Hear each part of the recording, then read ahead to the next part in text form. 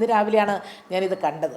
ഇതിങ്ങനെ തുടങ്ങിയിട്ടുണ്ട് എന്ന് 2 ആഴ്ച മുൻപ് തന്നെ മനസ്സിലാക്കിയിരുന്നു. 2 ആഴ്ച അന്ന് തന്നെ ടീച്ചർ പരാതിപ്പെട്ടിരുന്നു എന്നാണ് എന്നോട് പറഞ്ഞത്. ഞാൻ പറഞ്ഞത് എന്തായാലും പരാതിപ്പെടണം. ഇതിപ്പോൾ അങ്ങനെയല്ല, ഇത് ഒരാളോ രണ്ടാളോ അല്ല, അതാണ് അതിലെ വിശേഷം. ഇത് ഒരാളോ രണ്ടാളോ മാത്രമല്ല, കൂട്ടത്തോടു കൂടിയിട്ടുള്ള ഒരുതരം വെട്ടുകിളി ആക്രമണമില്ലേ, അതുപോലെയുള്ള ആക്രമണം, ഒരുതരം വെട്ടുകിളി ആക്രമണം നശിപ്പിക്കാൻ വേണ്ടി നടത്തുന്ന ഒരു വെട്ടുകിളി ആക്രമണമായിട്ടാണ് എനിക്ക് തോന്നിയിട്ടുള്ളത്.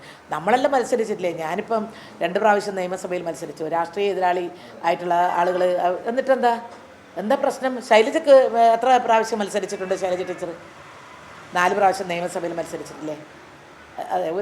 അതെ 4-5 പ്രാവശ്യം മത്സരിച്ചിട്ടുണ്ട്. ഒരു തവണയും ഇതിനേക്കാളും കടുത്ത എതിരാളി വന്നിട്ടും യാതൊരു തരത്തിലും ശൈലജക്കെതിരെ വ്യക്തിഗത നടത്തിക്കൊണ്ടുള്ള ഒരു പ്രചരണം നമ്മൾ കണ്ടിട്ടില്ല. കേരളത്തിൽ എവിടെയുമില്ല. രാഹുൽ ഗാന്ധി മത്സരിക്കുന്ന മണ്ഡലത്തിലാണല്ലോ ആനി രാജ മത്സരിക്കുന്നത്. അവിടെ അങ്ങനെ ആനി രാജക്കെതിരെ വ്യക്തിഗത നടത്തിക്കൊണ്ടുള്ള മറ്റു തരത്തിലുള്ള പ്രചരണമാണ്. അതുപോലെ ഷൈൻ ടീച്ചർ അവിടെ അങ്ങനെ വ്യക്തിഗത നടത്തുന്നുണ്ടെന്ന് എനിക്കറിഞ്ഞ് മനസ്സിലായിട്ടില്ല, ഇല്ലയെന്നാണ് എനിക്ക് തോന്നുന്നത്. ഇവിടെ മാത്രമുള്ള ഒരു പ്രത്യേകത മറ്റൊന്നുമല്ല, വടകരയിൽ ശൈലജ ടീച്ചർ ജയിക്കും, അതിന് ആർക്കും സംശയമില്ല.